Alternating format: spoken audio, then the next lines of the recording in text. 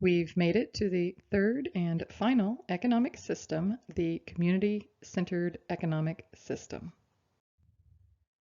Community-centered economic systems prevailed for thousands of centuries before empires arose to organize human affairs through centralized state control.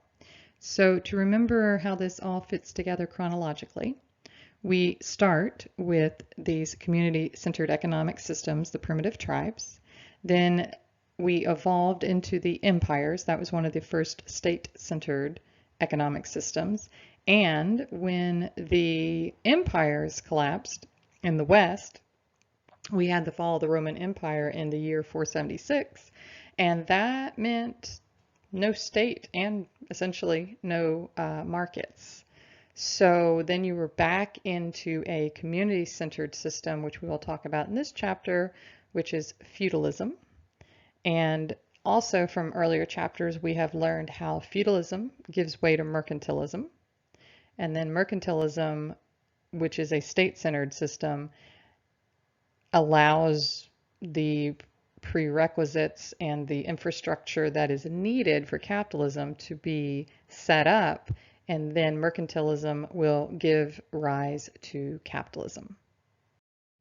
So in this realm, we have community being the governance structure of the civil society. As far as academia, it is the subjects of sociology and anthropology that truly look into the issues inside of community. If you think about why sociology came to be, it was really a reaction to economics. Economics, as we've discussed with Homo economicus, models human behavior primarily as a self-interested actor. Interested in maximizing satisfaction, maximizing profits. And while that works well within market transactions, it may not allow or describe properly behaviors we see outside of the market.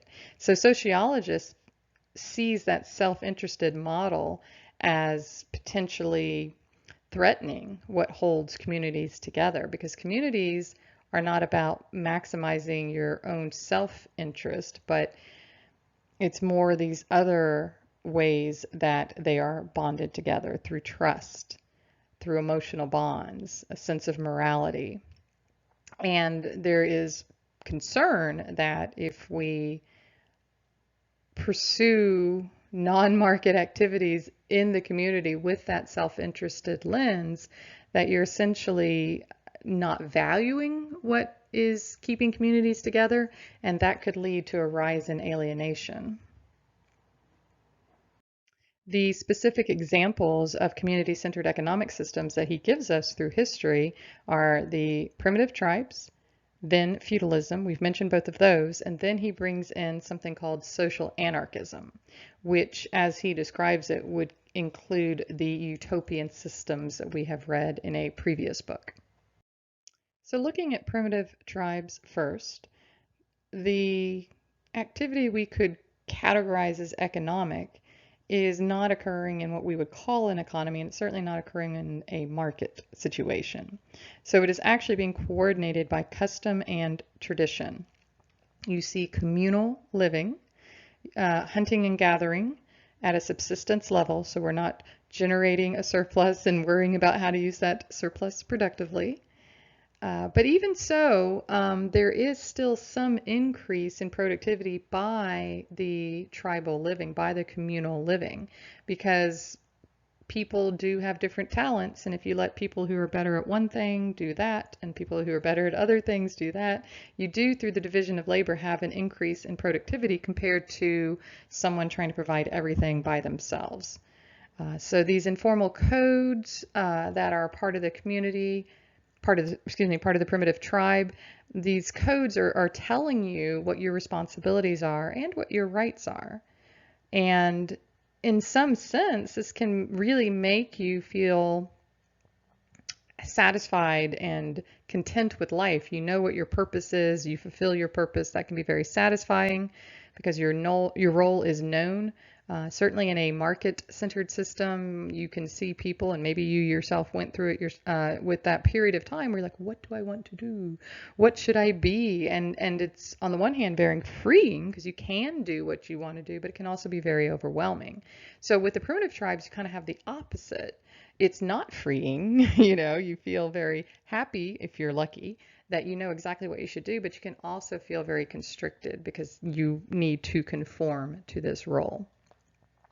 So in general, the primitive tribes are not generating an economic surplus, and there's really no reason to. They don't have a way to store it. There's no money where you could store wealth. The trade would be minimal. So to the extent we talked about early markets, and markets are not capitalism, remember, but that markets have been around for a long time. So to the extent that there's any trade, it would be just with other tribes, potentially, most likely, bartering, since there's not really a sense of money. So trade is a small part of their life.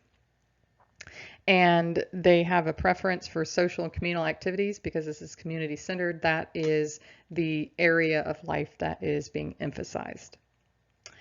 It is a very stable form of governance. So in some sense, you might think, hey, this should last forever. And it did. It lasted for the first several 100,000 years of human existence. There are even still some in existence today. You may have heard about it in the Amazonian rainforest, in New Guinea. They've continued, as we describe here, without markets. The goods that they need are being produced by the tribe. They're being shared with each other rather than traded. They're just being shared by custom and tradition. There's no need for a state because decisions are made collectively with group discussion and consensus. So as we see historically and in the tribes today, we get a sense of what we really mean by a community-centered economic system.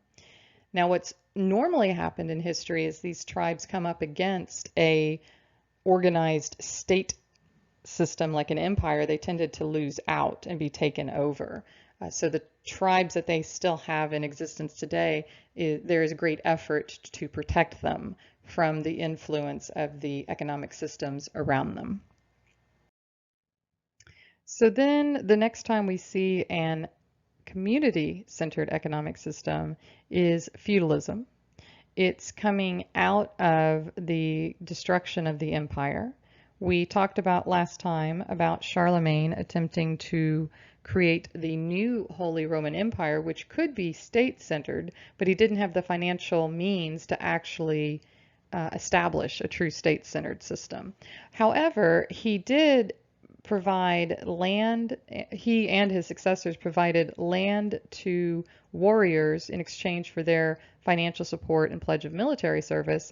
And this land he provided is the manor, which is your basic economic unit of the feudal period.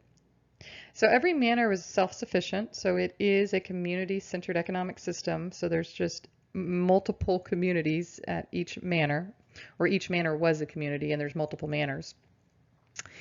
The people who worked the land were called serfs, and they would do their farming and keep some for themselves, and then they would owe a portion of it to the Lord. And the reason they did is that the Lord had obligations to the serfs. They had to provide defense and workshops, justice. So if there's any sort of conflict, they would serve as the arbiter. They had a place or a way to store the extra grain reserves. And any economic surplus then by what the serfs were doing was used to support the lords as well as the armies and the church.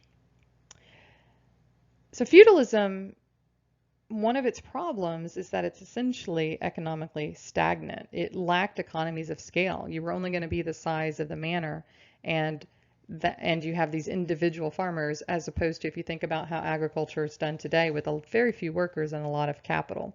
Now, I know they wouldn't have had a tractor back then, but I'm just saying that your scale was being limited by the size of the manor and the number of serfs that you had. And there really wasn't any incentive for capital accumulation. So things just sort of stayed the same and didn't develop or grow for all of these years. Now, why did it fall apart is multiple reasons. as time went by, you started to see the rise of towns and cities, which means that you start to have a growth in markets.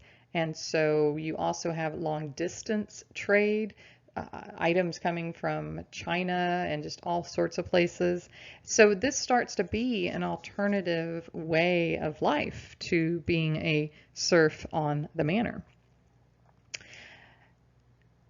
Some of the serfs were probably treated better than others. So those that were being squeezed, perhaps because of labor shortages or other reasons, might be more inspired to look to what their other options are and to move to the new growing towns to become a craftsman. One of the things that was going on during this time period were periodic crusades to the Holy Land, and so that would pull people off of the manor, which is obviously a disruption to production. And then another problem was the famines and the plagues that happened to occur, and that created labor shortages. And so that starts to shift the balance of power between the lord and the serfs. So we see two huge hits to the feudalism system with the Great Famine in 1315 for 2 years, and then the Black Plague roughly 30 years later. And both of these are obviously not good for the people and does mean that there's fewer serfs that are available to work. There's really just not enough people to work on the Lord's lands. And so we see some of the serfs going on to actually become renters over time or even landowners as a result. So basically you just have a big change in the balance of power between the lords and the serfs. As feudalism is coming to an end, we see the towns are growing and essentially a new community is forming in the towns. There's something called guilds, if you've ever studied this time period. They're kind of like labor unions because they control who can do what jobs, like how many blacksmiths there can be, the apprentice process, just all of that. And it's a way to prevent robust competition. So it's actually something to benefit the tradesmen, not to benefit the consumers. And we see then as a merchant class then in these towns is beginning to accumulate wealth, we see the end of the community-centered feudalism as it's giving way to a more state-centered economic system, mercantilism. And this is a time period we've talked before about that the monarchs are realizing there's a new group I can tax. I can tax the merchants and the business people. And they're also known as the bourgeoisie. And the bourgeoisie needs the state for better infrastructure to aid trading, so they're willing to pay the taxes if they're going to get that sort of support. And so those are some of the factors that are leading to the rise of mercantilism. And so one other thing just to mention here, we are focusing on the European area as we do this, but Western European section of countries was they completed the transition from feudalism into mercantilism and then ultimately to capitalism sooner and more completely than those countries in Eastern Europe for several reasons. Western Europe was more affected by the famine and plagues that we talked about here, creating the labor shortages, as well as Western Europe was more involved in the Crusades. They were, in Western Europe, more directly exposed to trade and commerce that was coming from the Mediterranean. So you have that alternative tradesman life more in Western Europe. And then also Western Europe had greater opportunities for ocean commerce and colonization. So that's why we do see some difference in the history of the countries depending on if they're Western or Eastern Europe. The third and final community-centered system he brings up is social anarchism. And he gives us a little background to tell us there's two kinds of anarchism. One of them is what he categorizes as individualist, so that would not be the community-centered. And that's essentially what you would know as libertarianism. You have private property, markets, very little state authority, very few social constraints or obligations. So this is not what we're talking about. What we're focusing on here for the community-centered is what he's calling social anarchism. It tends to be societies that are small, cooperative. They have shared ownership of property, and they do not rely much on the state. So you are seeing that community-centered way of living. And in general, these sorts of movements, if you will, have a belief that any form of government beyond the local community is just inherently oppressive. So this is not going to be a way of organizing that is state-centered friendly. They are looking to the community because they think that will serve the interests of the people, not the rulers. So wrapping up this part of the chapter, he gives us various examples of the social anarchism as community-centered economic systems. And I just want to point out the first two because they should look familiar to you from A Little History of Economics.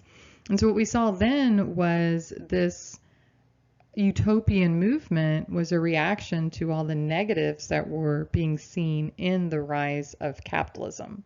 So we remember seeing Charles Fourier.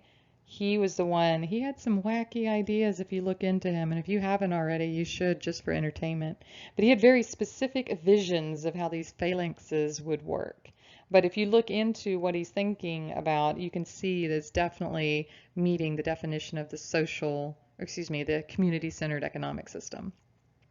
And then we also see Robert Owen. He was the one that set up a factory in Scotland, kind of like a factory town, but he took care of his people and showed how much better these people could live their lives. And then he tried doing a similar thing over here in America, and it didn't work as well. That would be New Harmony, if I remember right. And it didn't work so well because they didn't have the operating mill that he had back in Scotland, and then just the type of people that showed up really weren't into the whole working thing. So I think one thing you can take from this part of the book, the social anarchism and this long list here, is that it doesn't seem like in recent years the community-centered economic system has been very successful for any length of time.